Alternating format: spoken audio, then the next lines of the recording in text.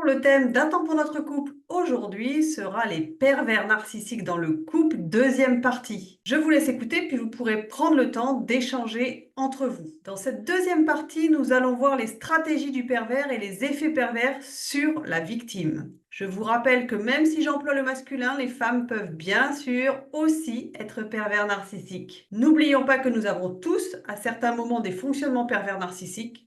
Le principal est d'en prendre conscience et de rectifier le tir. Alors, dans la première partie, je vais vous parler des stratégies du pervers narcissique. Comprendre les motivations du pervers. Le pervers narcissique a été empêché de naître à son image, à l'idée qu'il se fait de lui.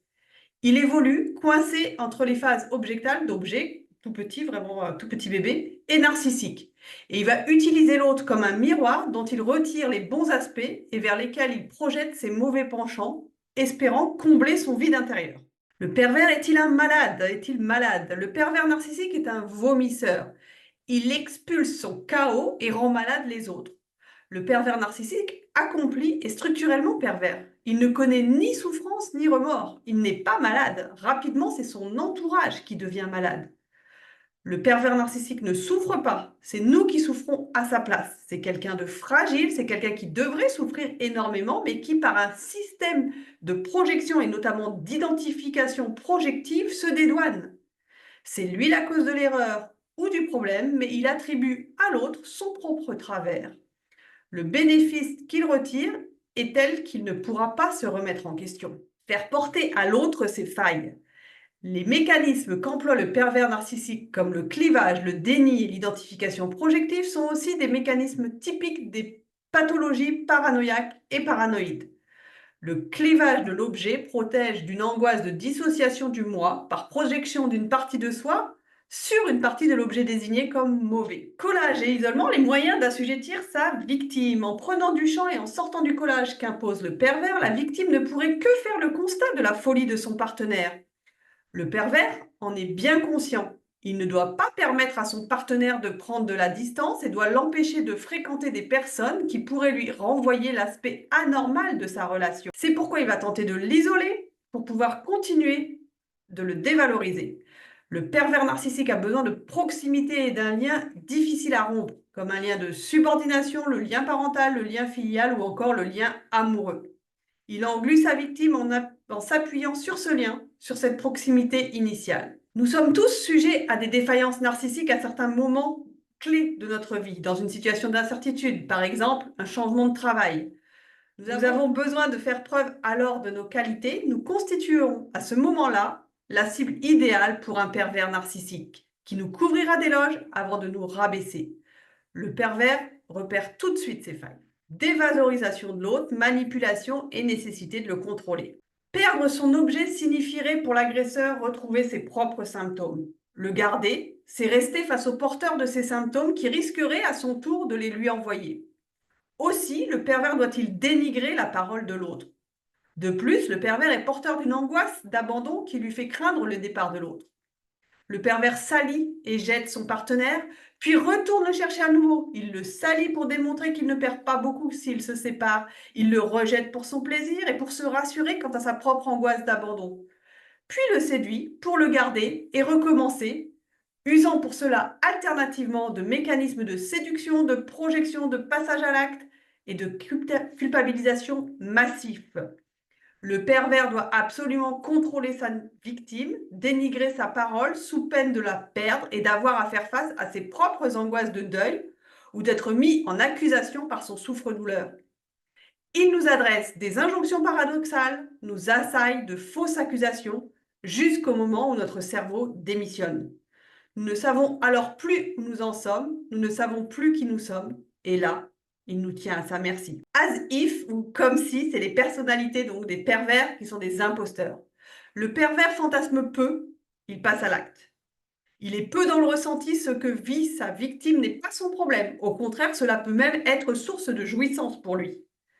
Il existe donc plusieurs types de pervers. Des personnes en grande souffrance qui utilisent des mécanismes pervers narcissiques pour tenter de s'en sortir. Des pervers accomplis qui ne souffrent ni ne culpabilisent, et une catégorie capable en plus de mimer l'empathie et de simuler une fausse conscience, puis de passer froidement à l'acte. Ils peuvent adoucir leur voix, faire référence à de belles théories et mimer dans certains cas de la sympathie envers leurs victimes. Certains peuvent même endosser un rôle parfaitement au point, protecteur, défendeur de grandes causes, voire rendre malade, puis soigner ou faire soigner leurs victimes. Un lien de dépendance fort. Pour qu'il y ait perversion, il faut qu'il y ait un lien fort. Le pouvoir du pervers serait alors à la hauteur de ce qu'il ne donne pas. Il y aurait une sorte de dette qui nous empêcherait de partir. Dans la relation amoureuse, est-ce l'amour, l'attachement ou le manque qui nous retient et qui fait la force de l'autre? Il se pourrait que dans certains cas, la relation bourreau-victime soit une sorte de bras de fer sadomasochiste où chacun, à sa façon, voudrait démontrer son pouvoir. On le sait bien, la dépendance est fondée sur un manque. Or, si la victime est souvent quelqu'un de bon, c'est également la plupart du temps une personne qui accorde facilement sa confiance. C'est quelqu'un qui n'a pas très bien trouvé non plus ses limites quand il était enfant. Peut-être parce qu'on ne lui en a pas donné. Les effets du pervers sur la victime. La perversion narcissique se situe au croisement de la folie et de la névrose. Le pervers, structurellement accompli grâce à ses passages à l'acte et à l'abri, tant qu'il conserve une victime pour se décharger.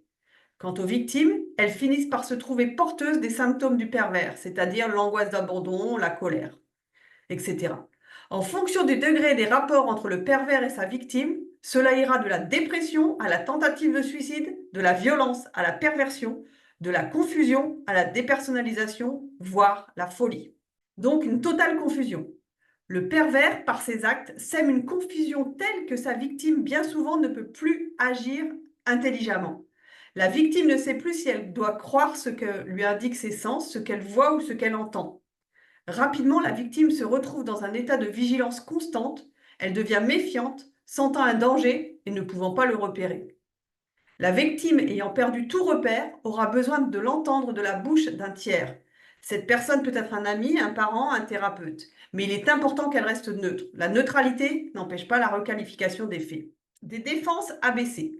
Souvent, le pervers fait précéder une phase de dévalorisation de l'image de son partenaire d'une phase de séduction. Ainsi, la victime ayant abaissé ses défenses est tout entière au discours de son bourreau. Certaines personnes ayant subi trop d'attaques paradoxales dans leur enfance peuvent se trouver dépourvues de parexcitation, voire se confondre avec le reste du monde. Le parexcitation nous protège, mais limite aussi la qualité et la quantité des apports du monde extérieur. Il y a aussi la dépersonnalisation. Le pervers, par ses attaques paradoxales répétées, nous conduit vers la folie. La violence, la dépression et la dépersonnalisation sont des mécanismes de réponse à ces attaques. La violence est une tentative d'expulsion de la toxicité du pervers. La dépression est un retournement sur soi de cette violence que bien souvent l'on ne peut retourner contre son bourreau par crainte de représailles ou d'abandon. La dépersonnalisation et l'état de stress post-traumatique sont des symptômes majeurs des victimes de pervers. Un pervers peut-il rendre pervers? Le pervers ne peut pas rendre l'autre structurellement pervers. Il ne peut que révéler notre intérieur, c'est-à-dire notre structure. Pour devenir pervers, il faut y être prédisposé. Le pervers nous pousse à la dépression, à la violence, à la maladie. Existe-t-il une victime type? La victime est souvent généreuse, sincère, aimable et ouverte aux autres. Elle a d'emblée confiance dans la relation, mais fait preuve de naïveté. Elle manque de confiance en elle. Elle est à la recherche d'une relation qui l'aide à se structurer. Elle se montre excessivement empathique et responsable. Elle est protectrice, aime, console, rassure. Elle accepte la critique et culpabilise facilement. Elle renonce volontiers à son esprit critique, à son autonomie et à sa dignité. Elle veut toujours faire plaisir et donner le meilleur d'elle-même.